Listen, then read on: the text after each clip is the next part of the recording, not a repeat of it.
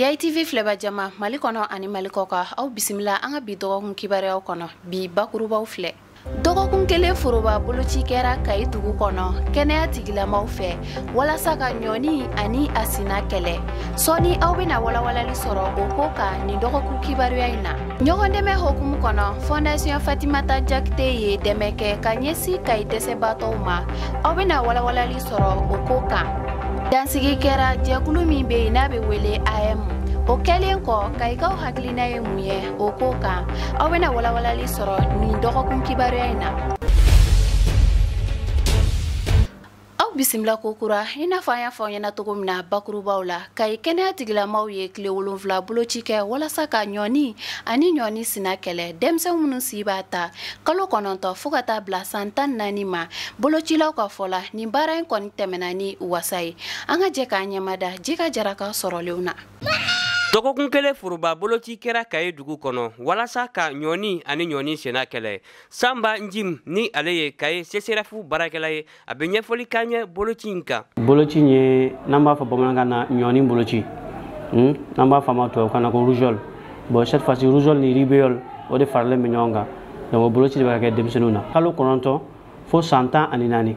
a bɛ kɛ olu de la. Jateminɛw y'a jira k'a fɔ ɲɔni ani ɲɔni sena a bɛ se ka adamaden bɛɛ lajɛlen minɛ. Nka denmisɛnnin minnu si b'a ta kalo 9 fo ka se san 14 ma a ka teli ka olu de minɛ. Binda Siribe ni ale ye kɛnɛya tigilama ye k'a di CESCOM na ale bɛ walawalali k'an ye bana fila in kan. Rougeole ye fiɲɛna bana dɔ ye bana mun n'a yɛlɛmali ka teli kosɛbɛ a bɛ yɛlɛ sɔrɔ banakisɛ fɛ n'an b'a fɔ ma fiɲɛna bana mais a bɛ yɛlɛma kojugu. Rougeole ale rougeole fana n'a bɛ dɔn a bɛ dɔn cogo di i t'a sɔrɔ a mana banabagatɔ min na a b'a daminɛ ni farikalaya fari bɛ sufu fo ka taa dama tɛmɛ kurukurunin ɲɛkisɛkisɛnin bɛ bɔn den fari kan an b'a dɔn ni tamasere wɛrɛ ye n'o ye ɲɛdimi i t'a sɔrɔ den ɲɛ bɛ bila o bɛ se ka bulu tigɛ rougeole ta fanfɛla a bɛ kɛ ni mura fana ye ani sɔgɔsɔgɔmisɛnnin an ma n'o tamasere ninnu mana ɲɔgɔn kunbɛn banabagatɔ la généralement an hakili jigin ka taa rougeole la u ka surun ɲɔgɔn na kosɛbɛ n'o ye fari chauffe surtout ale bɛ fari chauffe donc tuma dɔ fana na i bɛ taa sɔrɔ kunkolo b'a tigi dimi kan kɔnɔna dimi bɛ se ka k'a tigi la n'an b'a fɔ o ma ko gɛnɛgɛnɛ bɛ sɔrɔ kulo kɔrɔla ninnu na o fana b'an miiri janya ka taa ɲɔni sina la. Bolocilaw y'a jira k'a fɔ ɲinan san 2024 foroba boloci kɛra wasa ye Kayi dugu kɔnɔ. A ɲana an bolo kosɛbɛ puis développement social ka sensibilisation o kɛra kosɛbɛ dɛmɛ caman kɛra a ɲana kosɛbɛ parce que hali ka da campagne ko la dɔw bilala ka don dugu kɔnɔ ka taa don du ni du ka taa campagne ɲɛfɔ mɔgɔ ye wa micro fana bɛ dɔw bolo ka yala ka mɔgɔw labɔ sinon ɲinan ta in kɔni vraiment an b'a la fo ka barikada. Boloci kɔnɔna na an bɛ population fo nin yɔrɔ in na kosɛbɛ denmansaw bɛɛ lajɛlen fo ani an ka autorité an b'u bɛɛ lajɛlen fo nin na puisque boloci in na jama bɔra an ye laɲini min kɛ n'i y'a jateminɛ kɛmɛ sara la an tɛmɛnen kan an bɛ fo 143% na an bɛ don min na donc ça veut dire que mɔgɔw bɔra o laɲini sabatira. Bana kunbɛn o ka fisa ni bana furakɛ ye nin kɛnɛya tigilama ninnu ye welewelema kɛ ka ɲɛsin denmansaw ma. Aw kɔni b'a dɔn ɲɔni ye bana min ye bon an bɛ se k'a fɔ an minnu bɛ bi an tɛ kɔlɔlɔ d'a la kosɛbɛ mais an ka mɔgɔkɔrɔbaw tɛmɛnen olu b'a dɔn wa u tɛ tulonkɛ k'a la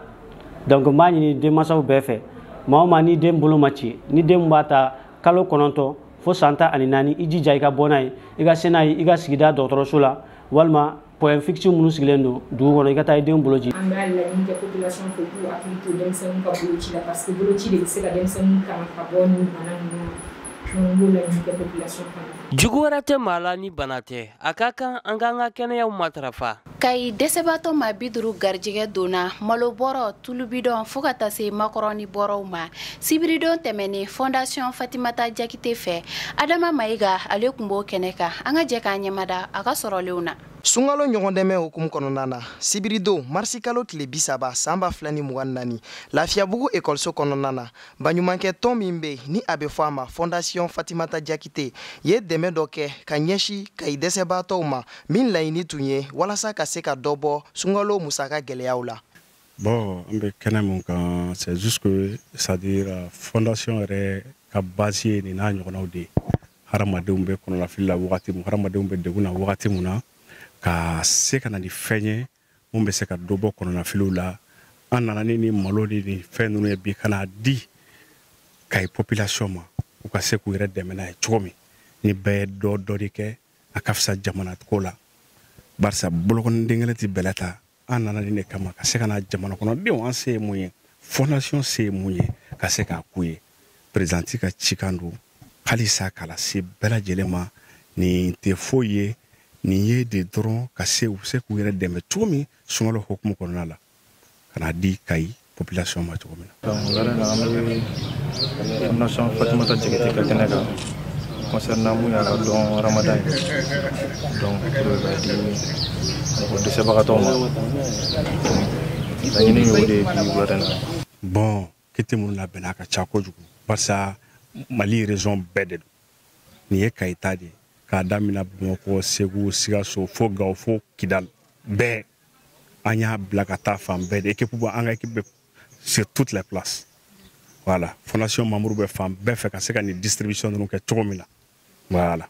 Ni dɛmɛ kofɔlen ninnu tun bɛ tali kɛ malobɔrɔ tulu bidɔn fo ka taa se makɔrɔni ma wa maa minnu garizigɛ donna a la u ma ɲina k'u ka nisɔndiya yira ka ɲɛsin dɛmɛbaaw ma. Foyi se ne dabali tɛ ne kɛra ka sɛnɛ ba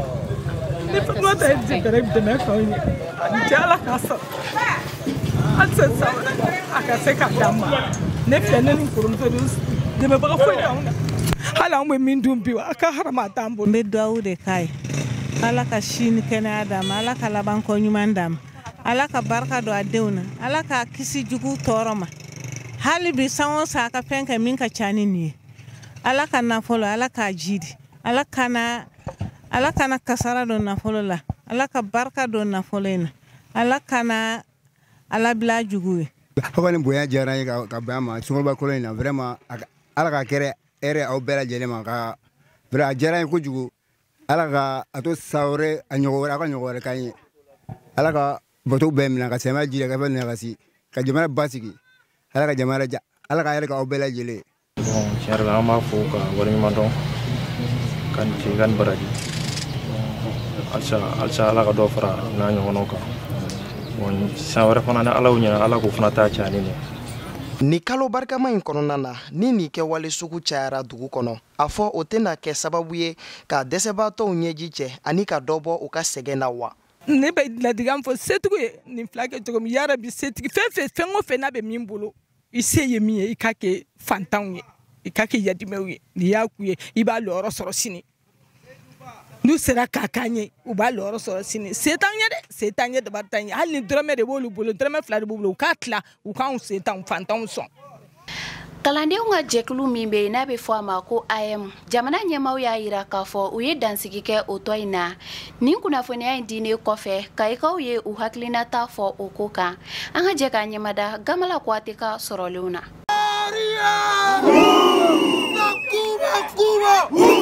Ka kɛɲɛ ni sariya sɛbɛn dɔ ye marisi kalo tile 14 san 2024 cɛmancɛ fanga ɲɛmɔgɔw y'a jira k'a fɔ k'u ye dansigi kɛ kalandenw ka tɔn min bɛ yen ni a bɛ fɔ a ma AM wa ni kunnafoni carilen kɔ Kayi dugu kɔnɔ kalanden somɔgɔw caman y'u ka nisɔndiya jira k'a d'a kan dantɛmɛwale cayara kosɛbɛ nin jɛkulu kɔfɔlen in na. I kɛlen ka AM ko suspend vraiment ne bɛ se k'a fɔ ko bravo parce que AM tun bɛ yen fɔlɔ la a tun bɛ mago ɲa mais sisan AM kɛlen m'an bolo ko wɛrɛ sinon anw yɛrɛ ka écoledenya wagati AM tun bɛ yen nɔ parce que AM bila ko ye min ye sécurité bɛ se ka écoledenw kunkan ko kuma fɔ écoledenw tɛ se ka kuma yɔrɔ min na olu de bɛ kɛ écoledenw daw ye ka kuma parce que anw tɛ yɔrɔ min na an écoledena mais élèves tɛ se ka kuma fɔ olu de bɛ se ka kɛ élèves daw ye mais sisan a ko kɛlen bɛ ko wɛrɛ an bolo donc a datugulen ta ne kɔni fɛ vraiment o de ɲɛna ka tɛmɛ a bilalen kan quoi. AM ko tun dabɔra ka écoledenw kala ɲɔgɔn na u ka ɲɛtagaw sabati mais on a profité ka AM kɛ fɛn wɛrɛ ye min tɛ école hukumu kɔnɔna ye. N'i y'a ye marifa bɛ taa ɲɔgɔn sɔrɔ marifa ni muru bɛ taa ɲɔgɔn sɔrɔ AM kɔnɔna la o tun ma dabɔ kalanko kama bilen donc c'est pour cela u y'a déçu a diyara ne ye fo k'a dama tɛmɛ. Depuis Zarawana tile n'an bɛ dɔɔnin dɔn AM ko la AM ko dabɔra min kama a dabɔra ka kelenya sabati écoledenw ni ɲɔgɔn cɛ ka kanbɛn don u ni ɲɔgɔn cɛ ka jamanajɔ dilancogo ɲuman don u ni ɲɔgɔn cɛ kabini u ma se jamana dilan ma ayam ko tun dabɔra o de kama mais kana ayam tɔ kɛ maramafɛn jugu ta ka tɔn sigi tɔn kɔnɔ o de nana ni ayamu nɛgɛbɔli ye an bɛɛ lajɛlen na sinon ɲataga moi je crois que o de ka di jamanaden bɛɛ ye kulukɔnɔmɔgɔ bɛɛ sago ye ba tigɛ ko ɲuman di. Dansigi kelen kalandenw ka nin jɛkulu kofɔlen in na o ma bɛn kalanden caman ani jɛkulu in ɲɛmɔgɔ dɔw ma nka o bɛɛ n'a ta u y'a yira k'a fɔ u bɛ jamana ɲɛmɔgɔw ka nin sariya talen na bato sabula tɔn in dabɔra min kama a tɛ ka kɛ o ye. Tiɲɛ na a ma ɲa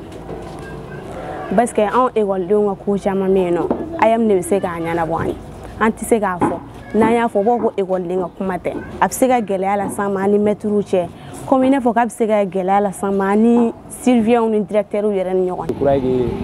Fanga in kun tɛ fanga in ma sigi o kan k'a fɔ mun ka d'an ye an k'o kɛ a bɛ bɛn anw ma cogo min an k'a kɛ ten je crois erreur caman kun bɛ AMC mouvement kɛlaw la an mouvement kɛlaw dɔw kun b'an na mais caman fana kun bɛ jamana marabagaw la caman bɛ jamana marabagaw la sabula fɛn fɛn a kɛra cogo cogo ministre de l'enseignement supérieur olu kan k'a dɔn k'a fɔ karisa ka scolarité ka ɲi ou bien karisa ka scolarité ma ɲi ayam texte dun b'a yira k'a fɔ ko n'i ka scolarité épuisera i man ka hali da don ayam la tugun à plus forte raison ko k'a fɔ k'i b'i kan bɔ ségrégéya nɔfɛ mais moi je crois que avant que jamana ɲɛmɔgɔw fana kun ka ayam disu sabula ayam fana ye ekɔlidenw ni étudiants duguma kalandenw ni sanfɛ kalandenw ka syndicat de maintenant bon n'u ye o disu ko k'o bɔ yen yali u ye précaution jumɛn de fana b'u bolo maintenant pour que k'a ɲɛsin ekɔlidenw ka droit revendiquer ma. N'a ma ɲɛ k'a fɔ ayam ko dabilala jamana ɲɛmɔgɔw fɛ kalandenw y'a yira k'a fɔ jamana ɲɛmɔgɔw ka kan ka fɛɛrɛ wɛrɛw bila sen kan walasa u ka se ka dama kasi yɔrɔ sɔrɔ. N'u y'o bɔ yen minnu kan o liti ninnu fɛn kɛ n'u y'o bɔ yen peut-être donc u ka na ni fɛn dɔ ye rapidement mun fana bɛ se ka na ekɔlidenw ka kɛlɛ kɛ moi je crois olu o kɔni gouvernement ka o fana jate minɛ le plus vite possible. Hali n'u ye ayam ko kɔni dabila u k'a essayer a mana kɛ fɛn wɛrɛw togo togo ka sɔrɔ ayam tɛ u ka se k'o d'a ma an bɛ se ka lafiya cogo min na ekɔli kɔnɔna la. Jamana kɔnɔ kibaruyaw ani jamana kɔkanko kibaruyaw bɛna lase aw ma teliya la Fatumata Tembota fɛ. Laadalako la maliden minnu ni tora bɛɛ fanga ɲinini na marisi kalo tile 26 san 1991 wagati ka kɛɲɛ ni talata don ye marisi kalo tile 26 san 2024 jamana camancɛrɔ fanga ɲɛma colonel Asimi Goita ye tasibila kɛ olu ye kabakoma yɔrɔ min jɔlen don u tɔgɔ la Bamako min sereyala minisiri caman fɛ. Arabado marisi kalo tile 27 san 2024 Senegal jamana kuntigi sigi kalafili jaabi kunfɔlɔw bɔra a yirala k'a fɔ fanga sinamatɔ ɲɛma Basiru Jɔmayi Fayi ye sebaya sɔrɔ min bɛna sɛbɛntiya jamana sariya sunba fɛ. Burkina jamana kɔnɔ ka kɛɲɛ ni arabado ye marisi kalo tile 27 san 2024 sigida kunnafonidilaw y'a yira k'a fɔ Burkina lakana tigilamaw ye dankari kɛ banbaci walekɛla caman na AIB ka fɔ la lakanabaw ka ko ɲɛɲinina maaw tun lasomina tɛnɛdon ni ma kɔfɔlen ninnu ka nani na Kiyani sigida la. Arabadon su min bɛnna marisi kalo tile 27 san 2024 ma Ukraine kɛlɛkɛcɛw ye Rusi ka drone 26 tiɲɛ Ukraine banni tile bi yan fan fɛ ni kunnafoniya in bɔra Ukraine sɔrdasi ɲɛma dɔ yɔrɔ. Nin kunnafoni damadɔ in de bɛ dansigi an ka bi dɔgɔkun kibaruyaw la aw ni ce aw ka ɲamadaliw la aw k'an bɛn diɲɛ waati wɛrɛ.